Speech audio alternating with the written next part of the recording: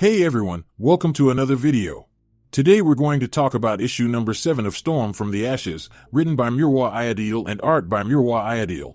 But before we dive into the story, I want to ask you a favor. If you enjoy this video, please leave a like and a comment to help the channel grow.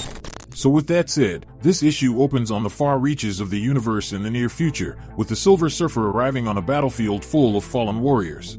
And as he hovered over the graveyard, he leaned over and picked up a dark blade and said, "You have fought well. Please allow me to borrow your weapon, to borrow your strength, and add it to mine." And with no hesitation, the surfer rammed the weapon into his board. And on the next page, we then see the surfer consumed in a black new look as the narrator says, imbued with both the power cosmic and the fiery fury of Surtur's twilight sword.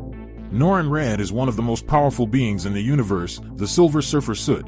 He has the strength to rip through a black hole cluster, the stamina to battle a pantheon of gods for 1,000 years, and the ability to traverse the vacuum of deep space at speeds faster than light. More durable than diamond, but nevertheless remarkably endowed with self-restoration. Yet this being, whose presence alone strikes fear into the hearts of trillions, answers to an even greater power. Galactus, the devourer of worlds. With a raging appetite, he consumes our entire galaxy, stars, and planets combined would not quell the hunger of this insatiable behemoth. But even the cosmic ravager known as Galactus answers to another, the universe plague, the Black Winter, the devourer of realms, the rot storm, Ender. Enders, before they can reach our universe, must pass through the oblivion void. Many Enders who have dared try have met their swift ends instead at the hands of the most powerful of the primordials, Oblivion. Oblivion, the always been, the always will be. Oblivion, the fearsome cosmic leviathan. But on Earth, Storm risks a swift end as well as she faces a fearsome serpent of her own. A green anaconda surging with the maddening effects of tainted super soldier serum. And it hungers for mutant flesh. Which is where this story picks up. And speaking of picking up, this issue starts off in the Amazon rainforest in Brazil with both Storm and Omega Maggot battling the creature. And during this fight, we see that Maggot is doing his thing while still recovering from his fight against Juggernaut. So as Maggot fell back, Storm kicked it into overdrive and chased the serpent through the water as she tells herself, "We do not have the time for this creature. You're cold-blooded and need to go to sleep already."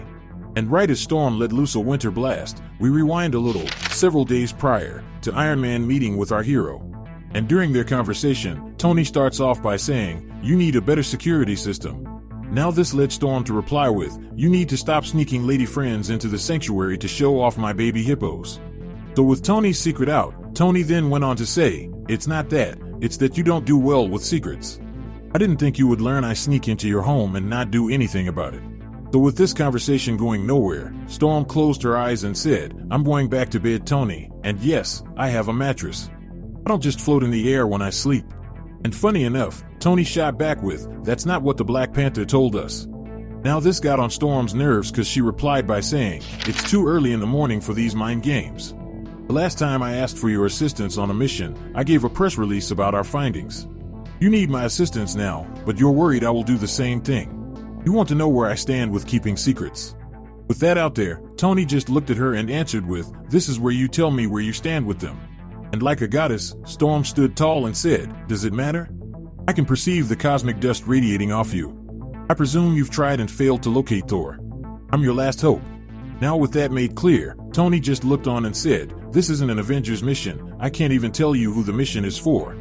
So I swear, if this gets out, I'm publishing your browser history, and if it's not scandalous enough, I'll add some of Maggot's into the mix." And then he went on to say, "I need you in Brazil. For reasons I can't share with you, we're working with a group of mad scientists there to recreate the super soldier serum that created Captain America. The samples were lost during transit. A weather anomaly. We also lost a good man to the Amazon rainforest. We need to retrieve his remains for his family. We need to recover his samples of the serum before they fall into the wrong hands. And we need the weather anomaly in Brazil investigated and taken care of. We've tried everything except a storm god." So with that explained, we then see Storm on the next page completely electrocuting the serpent.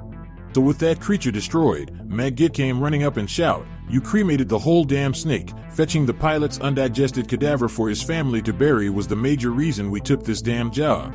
But regardless of what Maggot said, Storm just answered him by saying, "You kept up with my speed, yet you're not out of breath, nor is your heart rate elevated. Now to that, Maggot looked on in confusion and said, "What does that have to do with the mission going teats up?"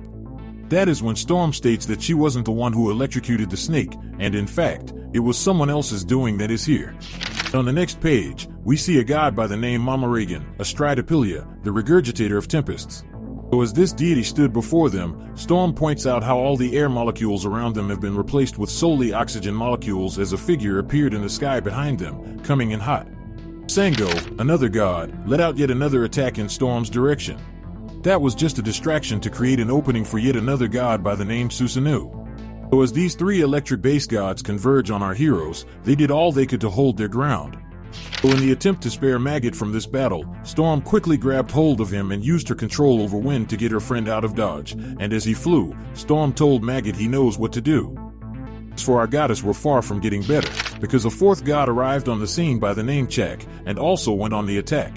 With this match heavily stacked against Storm, the narrator went on to say, "When you are a self-proclaimed storm god, what do you do when the real ones come for you?" With that question posed, we then see Storm trying to run, just to be snatched out of the sky and slammed into the ground. As CHAAC states, a storm god who retreats is shameful. So as Storm lay all but defeated, she remembered what Voodoo said to her, which was, "You are a descendant of a sheikh. You share blood with Agamotto, the first sorcerer supreme. What would you do if your mutant abilities were taken from you?"